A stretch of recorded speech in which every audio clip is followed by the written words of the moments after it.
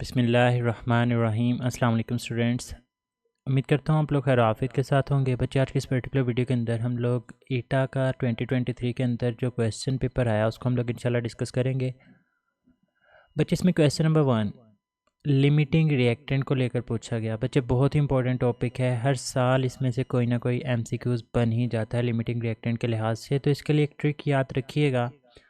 बच्चे आपने limiting reactant निकालना हो तो याद रखिएगा limiting reactant deals with the reactant side of the balance chemical equation. बच्चे आपने एक काम करना होता है और वो काम क्या है, आप लोग निकालेंगे दोनों रिएक्टेंट्स के लिए नंबर ऑफ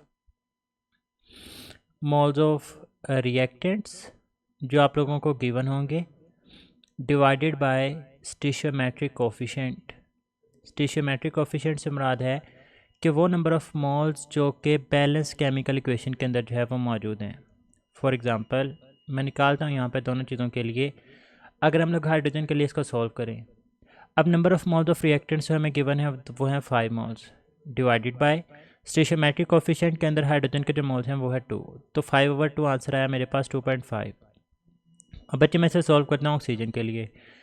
इसके भी हमें कितने मोल्स गिवन है 5 डिवाइडेड बाय स्टिशियोमेट्रिक कोफिशिएंट मतलब बैलेंस केमिकल इक्वेशन से जो मोल है वो है 1, तो 5/1 आंसर है हमारे पास 5। अब बच्चे जब आप इसको सॉल्व करते हैं तो जो वैल्यू सबसे कम होगी वही आपका लिमिटिंग रिएक्टेंट होगा। अब हाइड्रोजन के लिए वैल्यू कम आई एज़ कम्पेयर टू O2, तो हम लोग बोलेंगे यहाँ पर जो हाइड्रोजन है वो लिमिटिंग रिएक्टेंट होगा। तो बच्चे यहाँ पर जो राइट ऑप्शन है वो हमारे पास 4 ही आ जाएगा। क्वेश्चन नंबर 2 देखें, कहता है कि oxygen can be prepared by the decomposition of potassium chlorate. How many moles of oxygen can be found by taking the 12 moles of potassium chloride. बच्चे जब भी ऐसा क्वेश्चन आए, जब दो चीज़ों का कंपैरिजन पूछा गया हो, तो मीन टू से ये स्टिशियोमेट्री से क्वेश्चन आया। आप लोग सबसे पहले काम करें, दोनों चीज़ों को लिख ले जिनका कंपैरिजन पूछा गया होता है। लाइक अभी बात हो रही है KClO3 की और साथ में O2 की। सबसे पहले आप इंफॉर्मेशन पुट करेंगे from balance chemical equation. Balance chemical equation आपको ये बता रही है कि KClO3 के आपके पास 2 मोल्स हों तो O2 के 3 मोल्स प्रोड्यूस होते हैं। अब गिवन डाटा देखें क्या कह रहा है। कहते हैं how many moles of oxygen can be formed. ये आपने कैलकुलेट करना है और KClO3 के कितने मोल्स हैं 12। बच्चे आप इनको क्रॉस मल्टीप्लाई करें तो 2x is equal to 12 into 3 36 आ जाएगा और x will be equal to 36/2, तो आपके पास 18 मोल्स आ जाएंगे। तो बच्चे यहाँ पर जो राइट ऑप्शन है वो हमारे पास 18 मोल्स ऑफ ऑक्सीजन आ जाएगा। क्वेश्चन नंबर 3 है, फार्मूला यूनिट्स पूछे गए 117 ग्राम ऑफ NaCl के अंदर। बच्चे नंबर ऑफ़ फार्मूला यूनिट्स पूछे जाएँ, नंबर ऑफ़ आइंस पूछे जाएँ, नंबर ऑफ़ एटम्स पूछे जाएँ, नंबर ऑफ़ मॉलिक्यूल्स पूछे जाएँ। याद रखिएगा इन सभी का फार्मूला सेम है। Number of formula unit is equal to moles multiplied by Avogadro number. अब बच्चे moles given mass over molar mass से निकालेंगे तो गिवन मैस है 117 और मोलर मैस होता है NaCl का 58.5 मल्टीप्लाइड बाय एवोगाड्रो नंबर। तो बच्चे ये हमारे पास 2 मल्टीप्लाइड बाय 6.02 इंटू 10⁻23 आ जाएगा। तो 12 इंटू 10⁻23 या फिर 1.2 इंटू 10⁻24। तो बच्चे यहाँ पर मेरे पास फिर जो राइट ऑप्शन बनेगा that will be Charlie option. Question number 4 देखें, कहता था नंबर ऑफ़ ओरिएंटेशंस। बच्चे ओरिएंटेशन का वर्ड आ गया।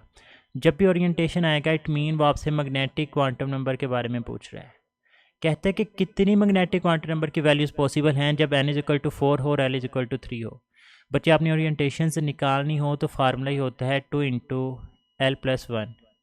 अब l की वैल्यू 3 गिवन है +1, तो आपके पास आंसर आएगा 7। बच्चे सिंपली याद रख लें जब भी l इज़ इक्वल टू 0 हो तो 1 ओरिएंटेशन होती है। l इज़ इक्वल टू 1 मतलब p सब शेल की बात हो रही है, 3 ओरिएंटेशन हैं। l इज़ इक्वल टू 2 मतलब d सब शेल की बात हो रही है, 5 ओरिएंटेशन हैं। और l इज़ इक्वल टू 3 हो तो मीन टू से f सब शेल की बात हो रही है, इसकी टोटल 7 ओरिएंटेशन पॉसिबल होती हैं। तो यहाँ पर राइट ऑप्शन हमारे पास 7 आ जाएगा। बच्चे नेक्स्ट देखें, कहते हैं photon of the lowest wavelength is related to. अब बच्चे Balmer series which lies in the visible region, जबकि बाकी सारी के सारी जो हैं वो लाई करती हैं इंफ्रारेड रीजन के अंदर। अब बच्चे आप लोग जो इलेक्ट्रोमैग्नेटिक स्पेक्ट्रम पढ़ते हैं उसमें आप लोग कौन कौन से रेडिएशंस को डिस्कस करते हैं। आप लोग कहते हैं सबसे पहले हमारे पास आती हैं रेडियो वेव्स, उसके बाद आ जाती है माइक्रोवेव्स, उसके बाद आ जाती हैं इंफ्रारेड, उसके बाद हमारे पास आ जाती हैं जी विजिबल, उसके बाद अल्ट्रावायलेट, उसके बाद एक्स रेज़ और उसके बाद जो है वो गैमा रेज़ आ जाती हैं। अब बच्चे जब आप लोग एक्स रेज़ या गैमा रेज़ की तरफ मूव करते हैं, एक्स रे से याद रखिएगा इसकी वेवलेंथ जो है वो बहुत कम होती है। मतलब जब आप लोग इस तरफ मूव करते हैं तो वेवलेंथ कम होती जाती है और इसकी एनर्जी जो है वो बढ़ती जाती है। उन्होंने पूछा कि लोएस्ट वेवलेंथ किसकी है। अब दो चीज़ें आपने विजिबल और इंफ्रारेड का कंपैरिजन करना है। तो विजिबल चूँकि राइट साइड के ऊपर मौजूद है तो हमने कहा राइट साइड वालों की वेवलेंथ जो है वो कम होगी। तो बच्चे यहाँ पर फिर हमारे पास जो राइट ऑप्शन है वो बाल्मर सीरीज़ बन जाएगा। क्वेश्चन नंबर 6 है कि the maximum E/M ratio for positive raise is obtained when the discharge tube contains. बच्चे E/M रेशियो का मैथ के साथ इन्वर्स रिलेशन है। जिसका मैथ सबसे कम होगा उसकी E/M रेशियो जो है वो ज़्यादा होगी। अगर हाइड्रोजन को देखें तो इसका मैथ 2 है, नाइट्रोजन का मैथ 28 है, हीलियम का मैथ 4 है, यहाँ पे H2 नहीं, यहाँ पे कोई और ऑप्शन बनेगी।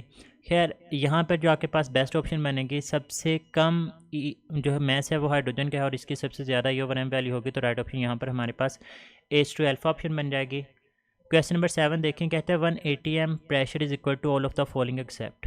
बच्चे याद रखें 180 m is equal to 760 millimetre of mercury या फिर 760 टोर या फिर 10, 13, 25 न्यूटन पर मीटर स्क्वायर या फिर 10, 13, 25 पास्कल या फिर 14.7 PSI पाउंड पर स्क्वायर इंच। अब बच्चे इनमें से जो सबसे रॉन्ग ऑप्शन है वो लिखा है 760 सेंटीमीटर ऑफ मरकरी, जबकि यहाँ पर मिलीमीटर ऑफ मरकरी होना चाहिए था। तो राइट ऑप्शन यहाँ पर अल्फा आ जाएगा। क्वेश्चन नंबर 8 है, कहते हैं the volume of the given mass of an ideal gas at certain pressure is x at constant temperature. बच्चे टेम्परेचर कांस्टेंट है और वो वॉल्यूम और प्रेशर के दरमियान रिलेशन कायम करने की कोशिश कर रहा है। कहते हैं what will be its volume when the pressure is reduce to half. मतलब अगर आप P1 को P कंसीडर कर रहे हैं तो जो P2 है वो P/2 मतलब हाफ ऑफ इनिशियल प्रेशर है और वॉल्यूम V1 को वो x का नाम दे रहा है। तो बताएं कहता है V2 क्या होगा। बच्चे वॉल्यूम और प्रेशर एक दूसरे के इन्वर्सली रिलेटेड है। आपने अगर प्रेशर को 2 गुना कम किया है तो वॉल्यूम जो है वो 2 गुना बढ़ जाएगा और वॉल्यूम जब 2 गुना बढ़ेगा तो इसकी वैल्यू जो है वो 2x आ जाएगी। या फिर आप ये फार्मूला लगा लें कि P1 V1 is equal to P2 V2 आप लोग फाइंड आउट करना चाहते हैं, ये बराबर होगा P1 V1 ओवर P2 के। तो V2 is equal to P1 की वैल्यू P थी, V1 की वैल्यू x थी और P2 की वैल्यू जो है वो P/2 है। तो 2 ऊपर चला जाएगा, P से P कैंसिल, तो आपके पास जो राइट ऑप्शन है वो 2x आ जाएगा। तो यहाँ पे बच्चे जो राइट ऑप्शन है वो 2x। क्वेश्चन नंबर 9 देखें, कहता है the volume occupied by 3.2 gram of oxygen gas at STP। अब बच्चे ऑक्सीजन गैस का मैस और वॉल्यूम का कंपैरिजन हो रहा है। अगर 1 मोल हो, 1 मोल से मुराद है कि 32 ग्राम ऑक्सीजन होती तो उसने वॉल्यूम ऑक्यूपाई करना था 22.4। अब कहते हैं 3.2 ग्राम है, मतलब 32 को आपने 10 से डिवाइड किया तो 3.2, तो बच्चे 22.4 को भी 10 से डिवाइड कर देंगे तो 2.24 आ जाएगा। तो यहाँ पर राइट ऑप्शन हमारे पास बीटा बन जाएगा। या आप लोग इसको क्रॉस मल्टीप्लाई भी कर सकते थे, मतलब मैं कहता कि इसको आप लोग x के इक्वल रख लें और अब आप लोग इनको क्रॉस मल्टीप्लाई कर लें तो 32x is equal to 22.4 into 3.2, x will be equal to 22.4 multiplied by 3.2 over 32। Point को अगर मैं कैंसिल करूं तो यहाँ पर 0, 32 से बच्चे 32 तो ये 10 बच जाएगा। अब 22.4 डिवाइडेड बाय 10 आपके पास 2.24, बात वही है, राइट ऑप्शन आपके पास बीटा बनेगा। क्वेश्चन नंबर 10 देखें, कहता है all of the following crystal system have alpha is equal to beta is equal to gamma is equal to 90 except. बच्चे एक निमोनिक मैं पढ़ाता हूँ सीटो रहमत के नाम से, ये आप लोगों को वीडियो के ऊपर वो शो भी हो रही होगी। अगर आप लोगों को ये निमोनिक अच्छी तरह से समझनी है कि कहाँ कहाँ पर एंगल बराबर होती हैं, कहाँ कहाँ पर पोल लेंथ आपस में बराबर होती हैं, तो इन तमाम चीज़ों को सीखने के लिए आप लोगों ने ये जो ऊपर आप लोगों के सामने वीडियो के क्लीन शेयर हो रहा है इसके ऊपर लाजमी क्लिक करके वो आप लोगों ने वीडियो चेक कर लेनी है। अब बच्चे हमारे पास जो पहले 3 हैं, C stand for cubic, T stand for tetragonal and O stand for orthorhombic. बच्चे इनके लिए alpha is equal to beta is equal to gamma is equal to 90, जबकि जो रोम्बोहेड्रल है इसमें अल्फ़ा बीटा गैमा ये सारे के सारे 90 के जो है वो इक्वल नहीं होंगे। तो बच्चे यहाँ पर जो हमारे पास राइट ऑप्शन है वो डेल्टा बनेगा। क्वेश्चन नंबर 11 है, compound having the lowest boiling point is. बच्चे बॉइलिंग पॉइंट का डायरेक्ट रिलेशन है इंटरमॉलिक्यूलर फोर्सेस के साथ। अब इथाइल अल्कोहल हाइड्रोजन बॉन्डिंग है, स्ट्रॉन्ग बॉन्डिंग है, ज़्यादा बॉइलिंग पॉइंट होगा। एसिटिक एसिड में भी हाइड्रोजन बॉन्डिंग है तो इसका भी बॉइलिंग पॉइंट ज़्यादा होगा। बच्चे पीछे बचे हैं बेंजीन और कार्बन टेट्राक्लोराइड। ये नॉन पोलर कंपाउंड है। लेकिन बच्चे बेंजीन का बॉइलिंग पॉइंट ज़्यादा है as compare to carbon tetrachloride. Reason क्या होती है कि बेंजीन समवट स्टेबल है due to delocalized pi electronic system. अब बच्चे चूंकि इसके अंदर डीलोकलाइज्ड पाइलेक्ट्रॉनिक सिस्टम है, ये स्टेबल है, ये इजीली ब्रेक नहीं होगा, तो हम लोग बोलेंगे कि इसमें इंटरमॉलिक्यूलर फोर्स ज़्यादा, इसका बॉइलिंग पॉइंट ज़्यादा है। जबकि CCl4 नॉन पोलर मॉलिक्यूल है, लंडन डिस्पर्शन फोर्सेज होंगी, वीकर फोर्स ऑफ अट्रैक्शन है, इजीली ब्रेकेबल होगा, तो बच्चे इसका बॉइलिंग पॉइंट जो है वो सबसे लोएस्ट होगा। क्वेश्चन नंबर 12 है कि बच्चे the following can form the hydrogen bonding with each other. बच्चे जब भी एल्डिहाइड और कीटोन का यूनिट पढ़ाया जाता है तो हम लोग कहते हैं कि aldehydes and ketones do not form hydrogen bonding. ये हाइड्रोजन बॉन्डिंग के अंदर जो है वो इन्वॉल्व नहीं होते, क्योंकि बच्चे हाइड्रोजन बॉन्डिंग के लिए हाईली इलेक्ट्रोनेगेटिव एलिमेंट का, जो कि यहाँ पर है ऑक्सीजन, डायरेक्टली हाइड्रोजन के साथ अटैच होना ज़रूरी होता है, जबकि यहाँ पर जो ऑक्सीजन है वो कार्बन के साथ डायरेक्टली अटैच है। तो in case of aldehyde and ketone, चूँकि हाईली इलेक्ट्रोनेगेटिव एलिमेंट हाइड्रोजन के साथ डायरेक्टली अटैच नहीं होता, तो इस वजह से हम लोग कहते हैं कि हाइड्रोजन बॉन्डिंग शो नहीं करते। तो यहाँ पर मेथनॉल लिखा हुआ है, निकाल दें। प्रोपानोन एक कीटोन है, निकाल दें। एसीटोन एक कीटोन है, एसिटाल्डिहाइड एक एल्डिहाइड है, निकाल दें। पीछे बचा टर्शियम आयन एंड वाटर। बच्चे टर्शियम आयन में नाइट्रोजन और साथ में 3 CH3 ग्रुप और दूसरी तरफ वाटर है अगर, तो ये बचे हमारे पास वाटर हाइड्रोजन, ऑक्सीजन और हाइड्रोजन। तो इन दोनों के दरमियान जब हाइड्रोजन बॉन्डिंग एग्जिस्ट करेगी तो यहाँ पर जो राइट ऑप्शन है वो हमारे पास 4 ही आ जाएगा। क्वेश्चन नंबर 13 है, पूछा गया कि आप लोगों ने फ्यूरेन का स्ट्रक्चर ड्रा करना है, फ्यूरेन का मॉलिक्यूलर फार्मूला बताना है। बच्चे फ्यूरेन का स्ट्रक्चर होता है जिसमें ऑक्सीजन जो है वो हेटेरो एटम होता है। अब इसमें 4 कॉर्नर्स के ऊपर 4 कार्बन है और हर कार्बन के साथ एक हाइड्रोजन है, जबकि oxygen as a hetero atom मौजूद है। तो बच्चे 4 कार्बन C4, 4 ही हाइड्रोजन H4 और साथ में ऑक्सीजन, तो राइट ऑप्शन यहाँ पर 4 ही आ जाएगा। क्वेश्चन नंबर 14 कहता है कि Haber process is use for the synthesis of ammonia. इसमें हम लोग जो टेम्परेचर इस्तेमाल करते हैं बच्चे, फैक्ट बेस्ड क्वेश्चन है, 400 से 450 डिग्री सेल्सियस, या इसी को हम लोग 673 केल्विन का नाम भी दे रहे होते हैं। क्वेश्चन नंबर 15 देखें, कहते हैं ionic product is less than KSP then. बच्चे इसके बारे में 3 बातें याद रखिएगा। नंबर 1 कि अगर आयनिक प्रोडक्ट और KSP आपस में बराबर हों तो फिर बच्चे आपका जो सोल्यूशन होगा दैट विल बी सैचुरेटेड। अगर आयनिक प्रोडक्ट ग्रेटर हो KSP से तो जो सोल्यूशन होता है वो सुपर सैचुरेटेड होगा और बच्चे वहाँ पर प्रेसिपिटेट्स बनेंगे, PPT फॉर्म्ड। और अगर ऐसा हो कि ionic product is less than KSP तो बच्चे सोल्यूशन अनसैचुरेटेड होगा और PPT नहीं बनेंगे। अब उन्होंने कहा कि ionic product is less than KSP, तो 2 ही बातें हो सकती हैं। नंबर 1 या तो अनसैचुरेटेड होगा, वो कहीं पे भी नहीं है। दूसरा प्रेसिपिटेट नहीं बनेंगे, वो यहाँ पर डेल्टा के अंदर मौजूद है। क्वेश्चन नंबर 16 के 4 delta n is equal to 0। बच्चे इसके रिलेटेड भी 3 बातें हैं। अगर delta n is equal to 0 तो फिर बच्चे KP और KN आपस में बराबर होंगे। अगर डेल्टा n ग्रेटर दैन 0 हो, मतलब ये कि इसकी वैल्यू पॉजिटिव में होगी, तो फिर KP ग्रेटर होगा KN से। और अगर डेल्टा n की वैल्यू लेस दैन 0 हो, मतलब ये कि इसकी वैल्यू हो नेगेटिव के अंदर, तो फिर KP will be less than KN। तो यहाँ पर delta n is equal to 0 तो KP और KN आपस में बराबर होंगे, राइट ऑप्शन होगा अल्फ़ा। क्वेश्चन नंबर 17 देखें, कहता है reaction that follows the third order kinetics is. बच्चे थर्ड ऑर्डर काइनेटिक्स एक ही एग्जाम्पल है आपकी बुक के अंदर भी, gas phase oxidation of nitric oxide. अगर मैं इसका रिएक्शन लिखूँ तो 2NO प्लस O2 ये मिलके बनाते हैं 2NO2। इसमें जो रेट इक्वेशन बनेगी कि rate is equal to K NO की पावर 2 और O2 की पावर 1। आल्दो आप लोग इसको बैलेंस केमिकल इक्वेशन से नहीं देख सकते, लेकिन बच्चे इसका मैकेनिज्म भी इसी तरह से है। ये सिंगल स्टेप के ऊपर मुश्तमिल है, यही इसका रेट डिटरमाइनिंग स्टेप होगा। तो 2+1 इसका जो ऑर्डर ऑफ रिएक्शन होगा वो थर्ड होगा, तो यही हमारे पास राइट ऑप्शन है। जबकि बाकी तीनों के तीनों बच्चे सारे के सारे सेकंड ऑर्डर काइनेटिक्स को जो है वो फॉलो करते हैं। क्वेश्चन नंबर 18 में देखें, कहते हैं as compare to exothermic reaction formation of activated complex in endothermic reaction required. बच्चे मैं दोनों ग्राफ ड्रा करता हूँ। ये हमारे पास है जी एंडोथर्मिक रिएक्शन, और यहाँ पे मैं ड्रा कर देता हूँ आप लोगों को एक्सोथर्मिक रिएक्शन। बच्चे एक्टिवेशन एनर्जी आपने बेसिकली बतानी थी कि किस में ज़्यादा है। अगर हम लोग एंडो में देखें तो रिएक्टेंट से लेकर एक्टिवेटेड कॉम्प्लेक्स तक की पीक, और यहाँ पर अगर देखें तो ये इतनी पीक है। किस में वैल्यू ज़्यादा है? एंडो में है, तो हम लोग बोलेंगे कि endothermic reaction required greater activation energy as compare to exothermic. तो यहाँ पर जो राइट ऑप्शन है वो हमारे पास अल्फ़ा आ जाएगा। नेक्स्ट चलते हैं, कहते हैं ऐसा unit of specific heat capacity. बच्चे स्पेसिफिक की टर्म आएगी तो ग्राम की टर्म भी आएगी, जूल पर ग्राम पर केल्विन। अगर वो आपसे पूछता है ऐसा यूनिट ऑफ हीट कैपेसिटी तो फिर बच्चे आप लोगों ने बीटा ऑप्शन को सिलेक्ट करना था, लेकिन स्पेसिफिक की टर्म आ जाए तो फिर आप लोग ग्राम का फैक्टर वहाँ पर लास्ट में लेकर आएंगे। क्वेश्चन नंबर 20 देखें, कहता है processes involving the liquid and solid have.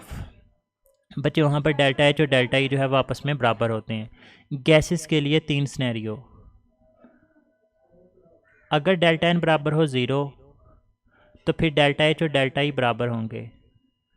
अगर डेल्टा एन पॉजिटिव हो मतलब ग्रेटर दैन 0 हो तो फिर डेल्टा एच की वैल्यू ग्रेटर होगी डेल्टा ई से, और अगर डेल्टा एन नेगेटिव में होगा तो फिर डेल्टा एच की वैल्यू जो है वो लेस देन होगी डेल्टा ई के मुकाबले में। तो बच्चे यहाँ पर हमारे पास लिक्विड और सॉलिड के लिहाज से पूछा गया था, राइट ऑप्शन 4 ही बनेगी। क्वेश्चन नंबर 21 है redox reaction of SO2 with KMnO4 in acidic medium. बच्चे रिएक्शन लिखते हैं हम लोग, रिएक्शन है हमारे पास 2 moles of KMnO4 plus 2 moles of H2O plus 5 moles of SO2।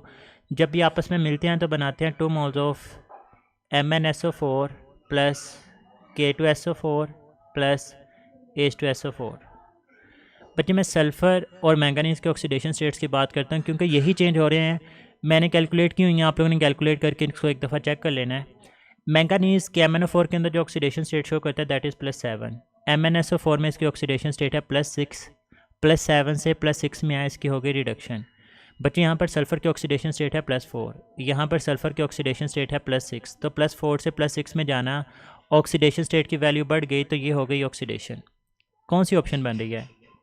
SO2 oxidise कर रहा है KMnO4 को, बच्चे वो तो रिड्यूस कर रहा है। SO2 रिड्यूसेस द KMnO4, बिल्कुल ठीक है। KMnO4 is inert to acidic medium, inert तो नहीं है, वो तो रिएक्शन शो कर रहा है। और डेल्टा में कहता है कि SO2 can not undergo redox reaction, तो ये भी नहीं है, यहाँ पर राइट ऑप्शन बीटा बन जाएगी। नेक्स्ट देखिए बच्चे, कहता है zinc displaces the copper from its solution because. बच्चे याद रखिएगा एक सिंपल सी बात ये होती है कि जो अपर एलिमेंट होता है, upper element it can displace lower element from its solution. अब अगर वो कह रहा है कि जिंक डिस्प्लेस कर रहा है कॉपर को तो इसका मतलब लाजमी बात है जिंक ऊपर है और कॉपर जो है वो नीचे है।